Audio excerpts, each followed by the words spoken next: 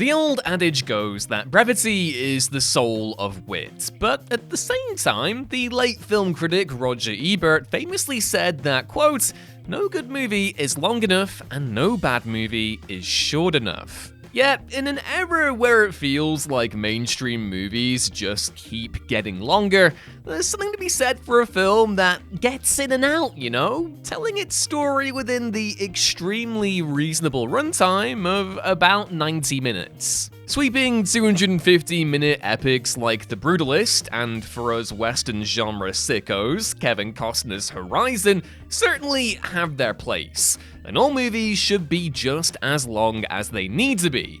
But sometimes a more modest, to-the-point piece of work can be a major breath of fresh air. I'm Ewan, this is What Culture, and here are 10 amazing recent movies that were 90 minutes or less. Number 10.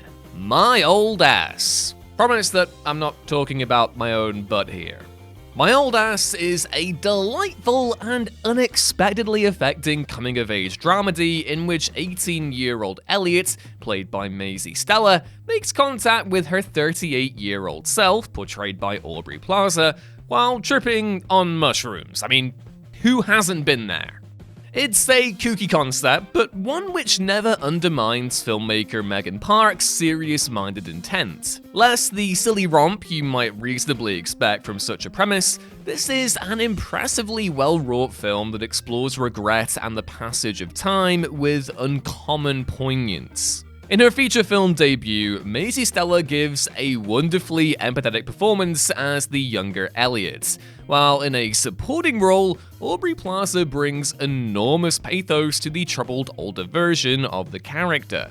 And better yet, despite the hefty themes Park's film works through, she brings it home in a drum-tight 89 minutes, ensuring not a single frame is squandered. So yeah, if you're in the market for a heartfelt and thought-provoking film that couldn't be more respectful of your time when you're looking for something during the midweek, look no further. Number 9. Wallace and Gromit, Vengeance Most Foul.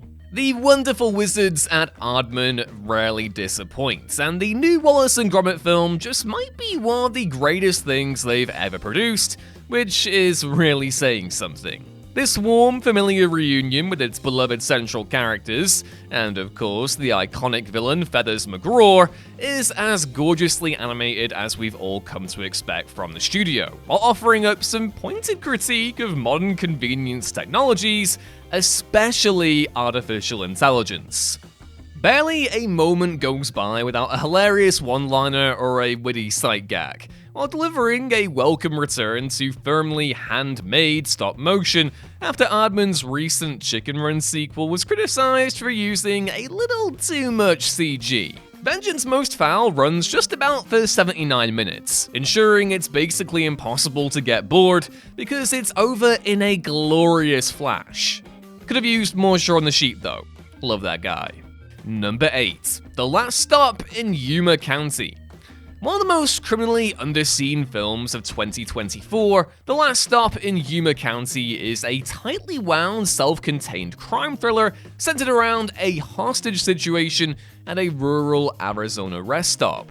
Confined to a mere diner for almost the entirety of its runtime, Francis Galuppi's searing directorial debut is a tripwire tense genre outing which wrings every last drop of suspense from its familiar premise. It's elevated by a hard-boiled, noir-inspired script, lashings of dark humor, and more than a few surprises, making it an outstanding entry into the pantheon of low-budget, single-location genre efforts. And it's also bolstered by an exemplary cast, including indie filmmaking wonderkid Jim Cummings, Jocelyn Donahue, Alex Esso, Barbara Crampton, and the ever-brilliant Richard Brake. It's bang on 90 minutes, so it wastes not even a second of its screen time, and per its narrow scope, avoids feeling excessively rushed despite the small canvas it's given to paint its picture with. If there's any luck, The Last Stop in Yuma County will endure as a cult classic in the years to come. Number 7. Sasquatch Sunset. The world has never seen a movie quite like Sasquatch Sunset, a true one-of-a-kind absurdist drama starring Jesse Eisenberg and Riley Keough as two members of a family of Sasquatches living their life in the wilderness of Northern California. Much as it might sound like a ripe idea for a skit or short film, this is indeed a full-throated 88-minute feature, which unfolds entirely without conventional dialogue, just the various hoots and bleats the Sasquatches make. The result is a fascinating experiment, with Eisenberg and Keough donning transformative makeup and prosthetics to well and truly become their characters, while required to emote largely through sounds, body language, and facial expressions. It's an unexpectedly thoughtful and ultimately emotional film which dares to take itself seriously even when its premise seems so inherently bizarre. That it works and largely manages to sustain at feature length is nothing short of a miracle, a testament to the talents of the cast and crew involved. Number 6. Flow. Though it hasn't garnered nearly the same publicity that the new Wallace Gromit, Inside Out, and Moana sequels have, Flow is one of the most distinctive and unforgettable animated films of the past year. This gorgeous dialogue-free effort follows a cat forced to team up with a group of other animals once a great flood destroys their home. Yet the visuals and overall atmosphere prove so innately immersive that you absolutely won't miss the spoken word. Everything you need to know about Flow's world and characters is expertly conveyed through visuals, both grand and subtle. Not to forget a sumptuous musical score from Gint Salbalodis and Reinhard Zalupe.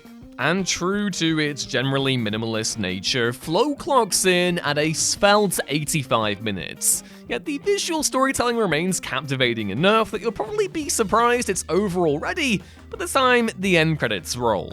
Number 5. Milk and Cereal. And now we come to the shortest film on this list by a huge margin. The viral found-footage horror sensation that is Milk and Cereal. Produced by comedian Curry Barker for just $800 dues, this twisted look at the darker side of social media pranksters proves that you don't need state-of-the-art equipment or huge crews to produce an entertaining movie. Thanks to Barker's unhinged writing and naturalistic performances from a largely little-known cast, including Barker himself in the lead role, this is a rare found-footage movie that actually feels like it offers a fresh take on the format. And further to Barker's credit, because he made the film with his own dime, he wasn't obliged to deliver a conventional theatrical runtime, and so was comfortable leaving Milk and Cereal running at just 62 minutes in length. And to sweeten the deal just a little bit further, Barker released the film for free on YouTube, foregoing typical distribution models but immediately making a name for himself online in the process. Number 4. Magpie. Though it received a rather listless, almost unassuming release last year, Magpie is a superbly savage, tight little thriller, starring Daisy Ridley as Annette, a woman whose daughter is starring in a film, and whose husband, portrayed by Shazad Latif, begins to fall in love with the film's lead actress, portrayed by Matilda Lutz. But this is anything but a conventional pot-boiler thriller. Screenwriter Tom Bateman, who is also Ridley's husband, offers up a deliciously dark commentary on gender roles and the part technology can play in modern relationships. It'd be criminal to say anything more, but Daisy Ridley gives arguably her best performance to date in the role of a woman keen to break free from a crumbling marriage. Impressively, it builds up a tantalizingly fraught situation and executes one hell of a satisfying rug pull ending inside of a mere 90 minutes. Sadly, these sorts of modest yet well-crafted genre films are rarely released on the big screen anymore, but Magpie absolutely deserves to become a sleeper hit on streaming nonetheless. Number 3. The Last Showgirl.